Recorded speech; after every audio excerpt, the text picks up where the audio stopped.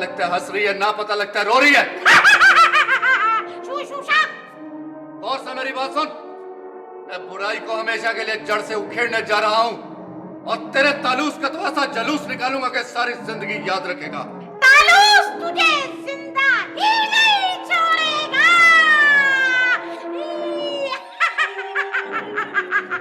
और उससे पहले मैं तुझे जिंदा नहीं छोड़ूंगा।